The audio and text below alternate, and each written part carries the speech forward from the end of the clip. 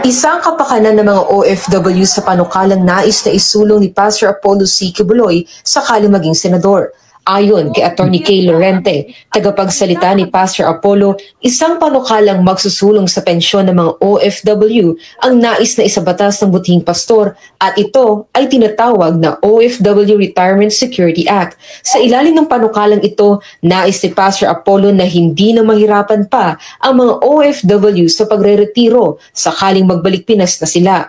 Sabi ni Pastor,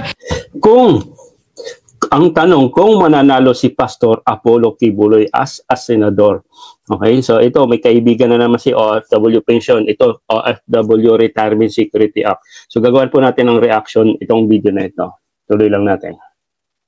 We will create a mandatory pension scheme for all OFWs with government and employer contributions. Yes, hindi lang po ang inyong employer sa mag-contribute, pati na po may government subsidy.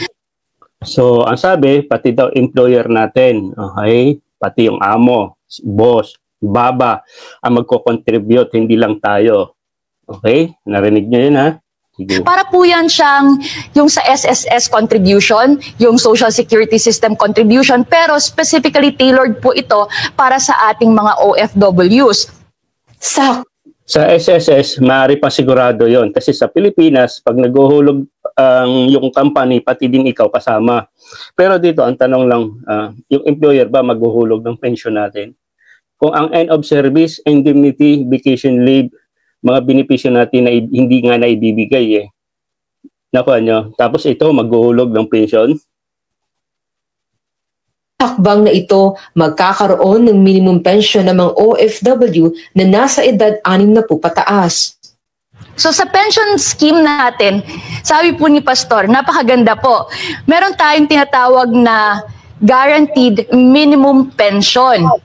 So kahit saan ka man, 60 years old, bumalik ka dito sa Pilipinas, tapos wala kang savings o konti lang yung savings mo, kasi nga, ang laki din ng gastusin, di ba, pinapadala dito, minsan araw-araw, buwan-buwan. So, magkakaroon ng guaranteed po, garantiya na may minimum pension ka. Paano gagawin yon? Kasi meron tayong, again, tinatawag na mandatory pension scheme, mandated po ang lahat. So, kunwari po, meron kang magko-contribute ka sa retirement fund mo for a specified number of years. For example, 10 years. Tapos sa bawat buwan na tumatanggap ka ng sahod, for example, 30,000, kunwari depende po yan. Depende kung ano ang ma-finalize, pero meron ka ng contribution monthly. Tapos aside sa monthly contribution mo, dapat ipopropose po ni Pastor na meron ding government subsidy. For example, 30,000 pesos. Tapos magiging monthly contribution mo, minimum, for example, may 3,000 ka. Tapos yung government naman mag-subsidize din, mag-a-add naman. Dito hindi naintindihan ng mga nagko-comment, nagpapasalamat. Sige, wala namang problema doon.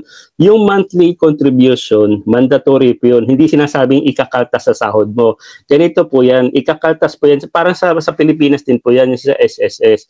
Pero nagtatrabaho ka dito, kakaltasin po yung sahod mo. For example, 30,000, sabi nga yan, di ba? Kakaltasan ka ng 3,000 para doon sa OFW retirement mo. Pension na sinasabi. Tapos pati daw yung government maghuhulog ng 1,000 pesos. Di ba? Or 1,000. So, meron ka na raw siguradong 4,000, okay, na contribution. Of course, siyempre, maghuhulog ka 3,000 Imagine mo, 60 years mo pa makukuha yan. 40 years ka ngayon. Mag-i-start ka maghulog ngayon. Okay, 3,000 every month. Imagine mo, 20 years ka naghuhulog. Alam nyo ba kung magkano yon? Mahigit kalahating milyon po yun, nasa 700,000. Kung ipipersonal mo na lang, sige tuloy. Man ang contribution na 1,000. So sa bawat buwan, meron ka ng 4,000 na retirement fund. Sa pamamagitan ng sariling retirement funds sa ilalim ng panukalang ito, sigurado ng sariling retirement plan. Okay, sarili po Hindi po yung government magbibigay sa atin ng pension kung hindi po kayo naghuhulog. Bakit ko sinasabi to? Kung ang SSS nga may pending loan ka pa, hindi mo pa nababayaran kung magkano lang. Pangalawa, yung OWA membership natin 2 years lang, mga 1.5 lang po yun, hindi nyo pa nare-renew yan, hindi nyo nga nababayaran. much more pa dito, mandatory po nakakaltasan tayo mga OFW para masabi nating retirement. Medyo delikado po yun. Mahirap para sa akin ha. Ako, may sarili akong opinion eh. Kung ako'y maghuhulog buwan-buwan 3,000 in just 10 years, sabi natin 10 years, magkano yun? Di ba? Magkano lang yung pension makukuha mo? Baka 1,000, 2,000. Di ba? So, mas maigi pa, ihulog ko na lang sa SSS. Dito ako, sureball ako dito. Sureball ako doon. So, in fairness naman kay Pastor Kibuloy, di ba? Kahit siya may ngayon, may problema, pero naisip pa rin niya. In fairness may naisip pa rin si Kibuloy para sa mga OFW, okay? Para magkaroon ng retirement. Ang tanong lang, kakaltasan po tayo sa ating mga sahod, okay? Maghuhulog po tayo. Wala nga nang natitira sahod eh. Tatanggap ng pensyon ang mga OFW na nagtatrabaho sa alinmang bahagi ng mundo. Magiging kabahagi rin ang Department of Foreign Affairs sa hakbang ito para masigurong mapupunta ang pondo ng mga OFW sa kanilang pagreretiro. Magne-negotiate tayo ng social security agreements with major OFW destination countries. So kumbaga, magiging trabaho po ito ng DFA, Department of Foreign Affairs, na talaga kung saan yung mga common na mga countries, OFW countries or host countries na tinatawag natin, makikipag-usap po sila doon sa gobyerno na ito po ang magiging social security agreements. Doon po, kalakip na po dyan anong magiging pension, retirement benefits na matatanggap na sigurado po ay madadala ng isang OFW pagbalik dito sa bansa. So sigurado madadala, okay, ng pension. So ang DFA makipag-usap sa government kung saan tayo pag-uusapan yung pension para pagdating ng 60, merong makukuha tayo. Sigurado ba tayo dyan? Mga comment nga kayo, mga nasa baba, nakikipag-usap yung DFA, yung government natin. Ang tanong, yes, oo, susunod. Susunod ba yung mga employer natin? Yung mga end of service na hanggang ngayon, hindi pa nababayaran eh. Yung sahod nga, hindi binibigay, nadidelay pa. Much more pa yung mga pension. Okay, hindi naman ako kontra dito, pero yun lang yung opinion ko. Ang dami na kasing OFW program, OFW pabahay, OFW pension, OFW retirement security kasi malapit na ang election. So, yan po yung ginagawa nila. May ginawa kong last video, OFW pabahay daw. Yun pala i-endorse lang. Kaya ingat po tayo mga OFW. Ha? Bansa. So dito sa retirement savings program, sabi ni Pastor, may tax incentive po para sa lahat ng OFWs. So once meron ka ng retirement fund, may savings program ka, kaya nakasali ka dyan, so meron kang tax deduction every time na mag-contribute ka. Again, so malinaw, tax deduction every time maghuhulog ka dito sa retirement mo. So pera mo na, kakagasan ka pa ng tax. Guys, madaling salita lang dito, babawasan yung sahod mong pera para dito sa retirement. Wala namang problema sana kung talagang, alam mo yun, mapapakinabangan mo lahat. Di ba? Kasi ang nababasa ko sa mga comment section, akala nila wala kang gagawin, hindi ka maghuhulog, narinig nyo lang retirement, ibig sabihin pagdating ng 60 may maiipon ka.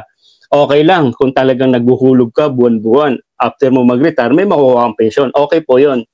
Kaso ito po yung magiging problema natin, wala na nga po kayo natitira sa sahod eh. Yung ang OWA membership hindi nyo nga na may co-contribute, nare-renew, much more pa dito. Tama ba? Sige, go natin. Again, nakipag-usap na yung mga DFA natin doon sa host countries para yung tax po ay mas lower po. Nabubulol na po kayo, ma'am. Oh. So, hindi na ma-explain kung magkano yung tax. So, ibig sabihin lang, lower, pabababain lang yung bayad ng tax pam dito sa host country kung saan bansa tayo. So, ibig sabihin, magagaling po yung ating remittance dito. Of course, di ba, hindi alam kung pwede ba sa Pilipinas maghulog o dito magko-contribute o automatic kakaltasan ka dito. Parang question mark. Pero may tax pa rin tayo. Okay? Pero dun sa contribution, okay? Pero sa savings, tax free daw eh.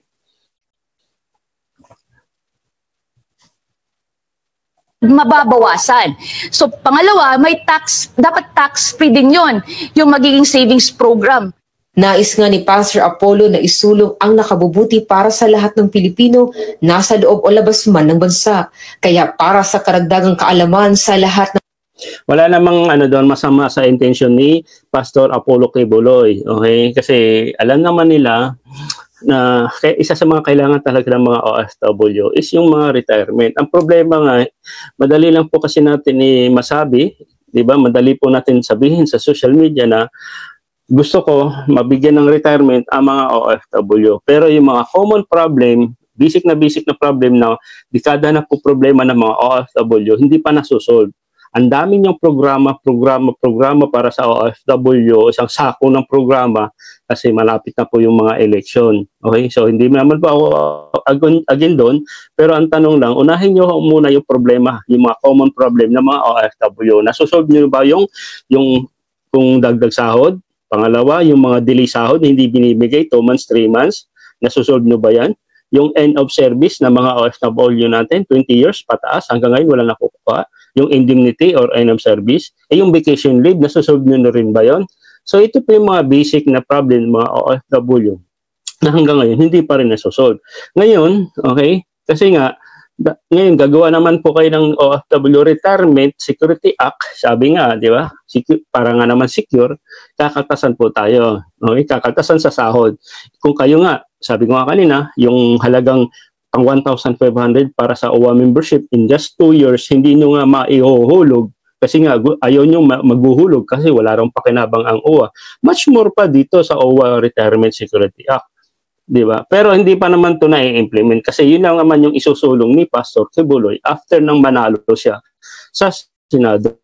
Yun lang naman. Ito naman is napapag-usapan. Ngayon, tatanungin ko kayong mga OFW na nakikinig.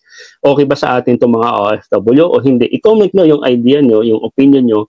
Kasi ito po yung opinion ko. Kasi kung ito lang po yung, sabi natin, may papasa to ni Pastor Kibuloy, mas gustuin ko na lang yung SSS, yung OWA membership. Kasi yung SSS, sigurado pa ako. Kasi talagang, talagang prove na talaga yan. Kasi nasa bansa natin po yun sa Pilipinas. Di ba? Talagang dekada na yung SSS. Kasi ito, hindi tayo nakakasiguro. Imagine mo, napakalaki, 3,000 a month. Okay? 3,000 a month. Di ba? Sa 10 years mong hulog, halos kalahating milyon na yun, nasa 400,000. Eh kung sariling bangko mo na lang, ikaw na lang yung magsariling OFW retirement. Kasi sabi nga nila, sarili mo, di ba? Eh hulog mo na lang sarili mo sa bangko. May interest pa. Ito, hindi ka pa nakakasiguro. Baka mamaya, ma-reject ka pa sa tawag dito sa sa pension, 'di ba? Sa OWA nga may mga membership nga mga nakapaghulog sa membership, hindi nga natutulungan ng OWA, nagrereklamo pa. Much more pa dito, napakalaki yung contribute mo every month. Ang tanong lang kung may matitira sa sahod mo kasi puro na kaltas.